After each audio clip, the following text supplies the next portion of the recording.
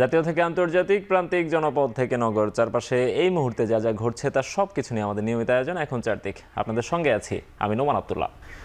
রাজনৈতিক দলগুলোর সাথে আলোচনা করে সংস্কার কমিশনের রিপোর্ট চূড়ান্ত করার আহ্বান জানিয়েছেন বিএনপি মহাসচিব মির্জা ফখরুল ইসলাম আলমগীর। বলেছেন, সংস্কার ও নির্বাচনের মধ্যে কোনো বিরোধ নেই, তাই দুটোই একসাথে চলতে পারে। সকালে সাবেক রাষ্ট্রপতি জিয়াউর রহমানের 89তম জন্মবার্ষিকীতে তার সমাধিতে ফুল দিয়ে শ্রদ্ধা জানায় বিএনপি। পরে দলের বিভিন্ন অঙ্গ সংগঠনের নেতা কর্মীরাও সমাধিতে শ্রদ্ধা জানান।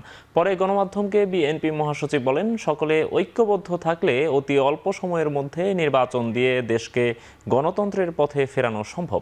1936 সালের আজকের এই দিনে বগুড়া জেলার গাবতলী উপজেলার বাগবাড়িতে জন্মগ্রহণ করেন তিনি।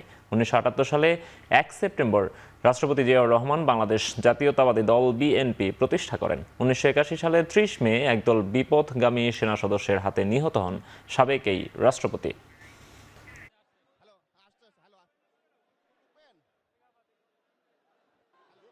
সংস্কার এবং নির্বাচনের মধ্যে কোনো বিরোধ নেই। সংস্কারও চলবে, নির্বাচন হবে, এবং যে সরকার আসবে, যে দল সরকারে আসবে তারা সেই সংস্কারগুলোকে এগিয়ে নিয়ে যাবে। আমরা আমাদের দলের পক্ষ থেকে আমরা পরিষ্কার করে বলতে পারি যে আমরা প্রতিটি সংস্কারকে এগিয়ে নিয়ে যাব। সরকার যেটা বলেছে এবং যে পরিকল্পনা করেছে, এই রিপোর্টগুলো পাওয়ার পর রাজনৈতিক দলগুলোর সঙ্গে আলোচনা করবে, তারপরেই সিদ্ধান্ত হবে, এবং ঐক্যমত ছাড়া কোনোটাই গ্রহণযোগ্য হবে না।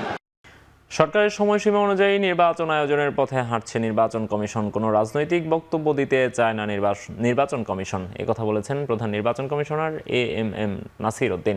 সকালে নির্বাচন কমিশন সচিবালয়ে ভোটার তালিকা হালনাগাদে জাতিসংঘের উন্নয়ন কর্মসূচি ইউএনডিপির পক্ষ থেকে ল্যাপটপ, স্ক্যানার সহ বিভিন্ন উপাদান সিইসির কাছে হস্তান্তর অনুষ্ঠানে তিনি একথা বলেন।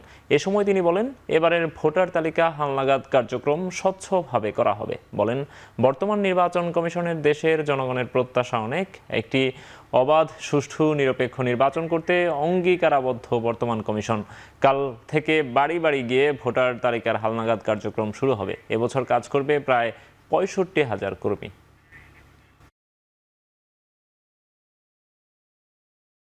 রাজনৈতিক বক্তব্য মধ্যে আমরা ঢুকতে চাই না, আমরা রাজনীতির মধ্যে ঢুকতে চাই না। আমরা আইন কানুন বিধিবিধান সিস্টেমের মধ্যে থাকবো, একদম ক্লিন স্লেট। আমরা চাই যে একদম স্ট্রেট, যাতে সবাই একটা ফ্রি ফেয়ার গেম আমরা উপহার দিতে চাই। মাননীয় প্রধান উপদেষ্টার ঘোষিত যে টাইম ফ্রেম, ওটাকে মাথায় রেখে আমরা কাজ করছি।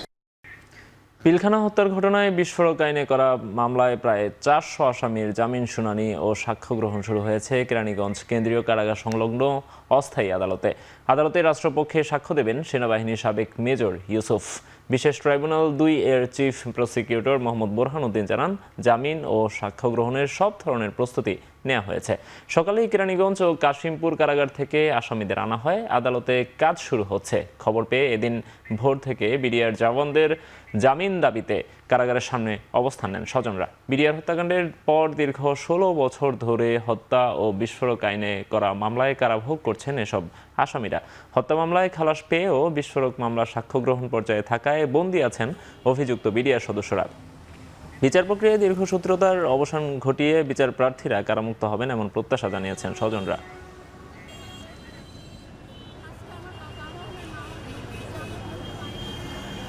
যারা নিরপরাধ নির্দোষ, আমরা চাই তাদের আজকে মুক্তি হয়ে যাক। যারা দীর্ঘ 16 বছর ধরে প্রতীক্ষার দিন গুনছে তাদের ফ্যামিলির সঙ্গে দেখা করার, তারা যেন আজকে তাদের ফ্যামিলির সঙ্গে দেখা করতে পারে। এই পর্যন্ত এই মামলার কোনো তদন্ত হয় নাই, কোনো জামিন শুনানি তো দূরের কথা, কোনো ইনভেস্টিগেশন কিছুই হয় নাই। তো সেক্ষেত্রে আজকে আমরা জামিন প্রত্যাশী। আমার হাজব্যান্ড কারাগারে, আমাদের একটাই দাবি, আমাদেরকে জেল মুক্তি, আমাদেরকে বিডিআর মুক্তি চাই। চাঁপাইনবাবগঞ্জের শিবগঞ্জে সীমান্তে উত্তেজনা কমলেও শঙ্কিত অবস্থায় চৌকা গ্রামের বাসিন্দারা। রাতভর নানা শঙ্কা শেষে সচেতন অবস্থায় গ্রামবাসী। যে কোনো উস্কানি প্রতিহত করতে ঐক্যবদ্ধ অবস্থানে তারা।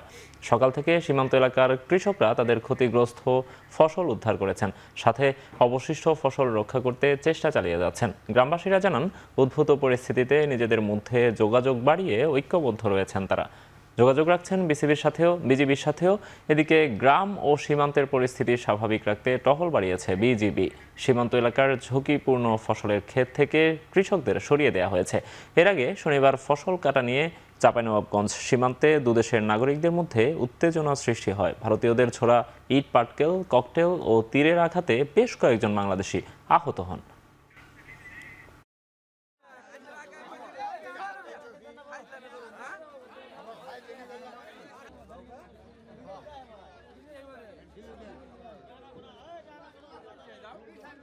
ক্ষতি করেছে, আপনার খুঁজেছে, খাইছেছে। মাঠের অবস্থা গহম ঝুড়েছে, কেলার গাছ ঝুড়েছে, আমের গাছ ঝুড়েছে, সব ফসলকে ঝুড়েছে। যখনই আমরা মনে করে প্রতিরোধ করতে যাচ্ছি বা ফসলটা বাঁচাবো, তখন আর এমনভাবে গ্যাস মারছে, চোখ মুখ কানা হয়েছে। এখন বর্তমানে পরিস্থিতি ভালোই আছে, কিন্তু তবুও আমাদের একটা ভয়ঙ্কর যে গ্রামে হয়তো তারা আক্রমণ করতে পারে। ফেব্রুয়ারিতে বিজিবি ও বিএসএফ এর উচ্চ পর্যায়ে বৈঠকের পর সীমান্তের উত্তেজনা থাকবে না বলে জানিয়েছেন স্বরাষ্ট্র উপদেষ্টা জাহাঙ্গীর আলম চৌধুরী। সকালে রাজধানীর তেজগাঁওয়ে ভূমি ভবনে বিসিএস ক্যাডারভুক্ত এবং বাংলাদেশ জুডিশিয়াল সার্ভিসের কর্মকর্তাগণের 137তম সার্ভে ও সেটেলমেন্ট প্রশিক্ষণ কোর্স এর সনদপত্র বিতরণ ও সমাপনী অনুষ্ঠানে তিনি কথা বলেন। এ সময় তিনি বলেন, সীমান্তে আগের সরকার কোনো পদক্ষেপ নেয়নি, বর্তমান সরকার পদক্ষেপ নেওয়ার কারণেই ভারত সমস্যা করছে। সীমান্তে কেউ কিছু করতে পারবে না, সীমান্ত সুরক্ষা থাকবে। চাঁপাইনবাবগঞ্জের সীমান্তের ঘটনা বড় কোনো ঘটনা নয়, বিজিবি ও বিএসএফ বসে সমাধান করেছে, এটা আর বাড়বে না বলে জানিয়েছেন স্বরাষ্ট্র উপদেষ্টা। পরে প্রশিক্ষণে অংশ নেওয়া কর্মকর্তাদের মধ্যে সনদ বিতরণ করা হয়। সীমান্তরক্ষী আহত হয় নাই, আমাদের দুই একজন সাধারণ জনগণ আহত হয়েছে। আগে যেহেতু কোনো পদক্ষেপ ছিল না, এই জন্য কোনো রকম বর্ডারে কোনো কিছু হয় নাই। এখন যেহেতু আপনার পদক্ষেপ নিচ্ছেন দেখি তো এইসব ঘটনা ঘটছে। তা আপনারা আমাদের জনগণ সবসময় আমাদের সাহায্য করে যাচ্ছে। এই জনগণের এই সাহায্য এবং সহযোগিতা সবসময় থাকবে, এবং বিজিবি কিন্তু সবসময় সীমান্তে অ্যালার্ট আছে এবং আমাদের সীমান্ত সম্পূর্ণভাবে সুরক্ষিত আছে। এই সীমান্তর এই সাইডে কেউ কোনো দিনই আসতে পারবে না। আমরা যতদিন বেঁচে থাকি আমাদের রক্ত ঝরবে, কিন্তু সীমান্ত সুরক্ষা থাকবে। আওয়ামী লীগ আমলে কৃষিতে ভুল ও অসত্য তথ্য দেয়ায় বাজার সামলাতে হিমশিম খেতে হচ্ছে বলে দাবি করেছেন প্রধান উপদেষ্টার প্রেস সচিব শফিকুল আলম। সকালে রাজধানীর পিআইবিতে কৃষি বিষয়ক সাংবাদিকতা নিয়ে কর্মশালায় তিনি এই কথা বলেন। অন্তর্বর্তী সরকার কৃষি নিয়ে আলাদাভাবে কাজ করছে বলেও জানান তিনি।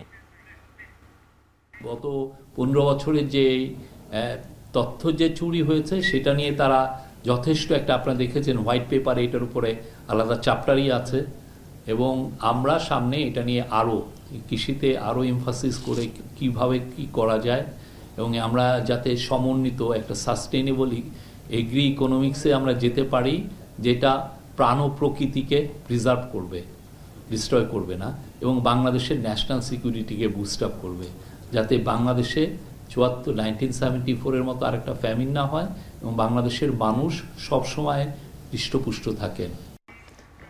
বিচার বিভাগে সংস্কারের অংশ হিসেবে চট্টগ্রাম আদালত পরিদর্শন করেছেন প্রধান বিচারপতি সৈয়দ রেফাত আহমেদ। সকাল 9:30টায় জেলা ও দায়রা জজ আদালত সহ অন্যান্য আদালত পরিদর্শন করেন তিনি। এ সময় আইনজীবী সহ সংশ্লিষ্টদের বিভিন্ন দিক নির্দেশনা দেন প্রধান বিচারপতি। পরিদর্শনে অধস্তন আদালতগুলোর বিচার কাজ, মামলা নিষ্পত্তিতে গতি বাড়ানোর নির্দেশনা দেন তিনি। 3 দিনের সফরে বিচারক, আইনজীবী সহ সংশ্লিষ্টদের সাথে বৈঠকের কথা রয়েছে তার। এছাড়া সোমবার জাতিসংঘের ব্যবস্থাপনায় মত বিনিময় সভায়ও অংশ নেবেন সৈয়দ রেফাত আহমেদ। বিভিন্ন কোর্ট পরিদর্শন করছি, আর আমরা তো একটা সংস্কারের একটা উদ্যোগ নিয়েছি, তো সেটার পরিপ্রেক্ষিতেই সেটাকেই আমাদের উদ্দেশ্য রেখেই আলোচনাগুলো হচ্ছে। কয়েকদিন আছি, অন্যান্যদের সাথেও মত বিনিময় হবে, আর একটা দিন রেখেছি আমাদের জাতিসংঘের একটা কার্যশালা আছে, কর্মশালা আছে, সেটা আগামীকাল হবে। আওয়ামী লীগের সাবেক সংসদ সদস্য ও তারকা ক্রিকেটার সাকিব আল হাসানের বিরুদ্ধে আইএফআইসি ব্যাংকের চেক ডিসঅনার মামলায় গ্রেফতারি পরোয়ানা জারি করেছেন আদালত। রোববার ঢাকার অতিরিক্ত প্রধান মহানগর হাকিম মোহাম্মদ মাহবুবুল হক এই নির্দেশ দেন। জানা যায়, সাকিব ছাড়াও আরও 2 জনের বিরুদ্ধে একই মামলায় গ্রেফতারি পরোয়ানা জারি করা হয়েছে। এর আগে গত 18 ডিসেম্বর সাকিব সহ 4 জনের বিরুদ্ধে সমন জারি করে আদালত।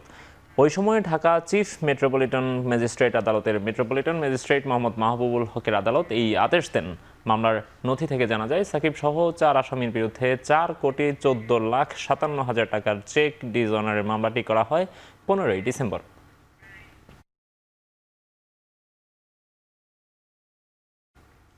সামিট গ্রুপের পাওয়ার প্ল্যান্টে নেওয়ার সময় ডাকাতি হওয়া 3.5 কোটি টাকার ফার্নেস অয়েল উদ্ধার ও 8 ডাকাতকে গ্রেফতার করেছে নৌ পুলিশ। রোববার পুলিশ প্লাজায় সংবাদ সম্মেলনে নৌ পুলিশ জানায়, গত 10 জানুয়ারি ওটি বিন জামান নামের একটি অয়েল ট্যাঙ্কার সামিট গ্রুপের গাজীপুর কড্ডা পাওয়ার প্ল্যান্টের 360 মেট্রিক টন ফার্নেস তেল নিয়ে নারায়ণগঞ্জের মদনগঞ্জ সামিট গ্রুপের ঘাট থেকে রওনা হয়, যার আনুমানিক মূল্য 3.5 কোটি টাকার বেশি। জাহাজটি মুন্সিগঞ্জের শাহ সিমেন্ট ফ্যাক্টরিতে যাচ্ছিল। এ সময় শীতলক্ষা নদীর মোহনায় পৌঁছালে ডাকাত দল জাহাজের কর্মীদের জিম্মি করে প্রায় 350 টন তেল অন্য আরেকটি জাহাজে নিয়ে পালিয়ে যায়। এই ঘটনায় 18 জানুয়ারি পর্যন্ত অভিযান চালিয়ে চুরির সরঞ্জাম সহ 8 ডাকাত ও তেল উদ্ধার করে নৌ পুলিশ। 7 দিন ধরে বিভিন্ন জায়গায় ঘোরাঘুরি করছে। এই তেলটা বিক্রি করার চেষ্টা হয়তো করেছিল, কিন্তু সেটা করতে পারেনি। আমরা পুরাটাই এটা যেই ডাকাতি পুরাটাই উদ্ধার করতে সক্ষম হয়েছি। নৌ পুলিশ নারায়ণগঞ্জ অঞ্চলের পুলিশ সুপার ক্রমাগতভাবে অভিযানের মাধ্যমে গত 10 জানুয়ারি থেকে 19 জানুয়ারি পর্যন্ত আজ পর্যন্ত মোট 8 জন ডাকাতদেরকে গ্রেপ্তার করতে সক্ষম হয়। মুক্ত হতে যাওয়া বন্দীদের তালিকা প্রকাশ না করা পর্যন্ত গাজায় যুদ্ধবিরতি কার্যকর হবে না, এমনটাই জানিয়েছেন ইসরায়েলি প্রধানমন্ত্রী বেনিয়ামিন নেতানিয়াহু। তিনি বলেন, যুদ্ধবিরতি কার্যকরের আগে অবশ্যই প্রধান ধাপে মুক্তি পেতে যাওয়া বন্দীদের তালিকা হামাসকে প্রকাশ করতে হবে। অন্যদিকে হামাস বলছে, বেশ কিছু কারণে দেরি হচ্ছে যুদ্ধবিরতি কার্যকরে। বাংলাদেশ সময় দুপুর 12:30টায় কার্যকর হওয়ার কথা থাকলেও নানা জটিলতায় তা এখনও হয়নি। এদিকে গাজায় সাধারণ ফিলিস্তিনিরা আশায় বুক বেঁধে আছেন, আশ্রয়কেন্দ্র থেকে ফিরবেন নিজের ভেঙে যাওয়া ঘরে। নেজারিম, ফিলাডেলফি, রাফায় গাজার সাধারণ মানুষকে চলাচলের সতর্কবার্তা দিয়েছে ইসরায়েলি প্রতিরক্ষা বাহিনী।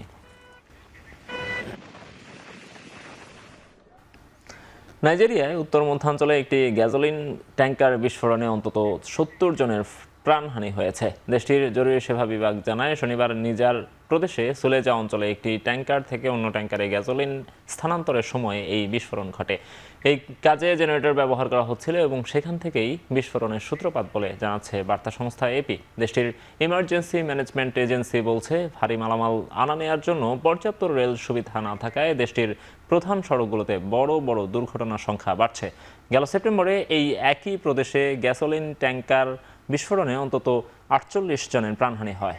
রয়টার্স বলছে, শুধু 2020 সালেই দেশটিতে 1500-র বেশি গ্যাসোলিন ট্যাঙ্কার বিস্ফোরণে মৃত্যু হয়েছে। 535 জনের আহতের সংখ্যা 1000-এরও বেশি।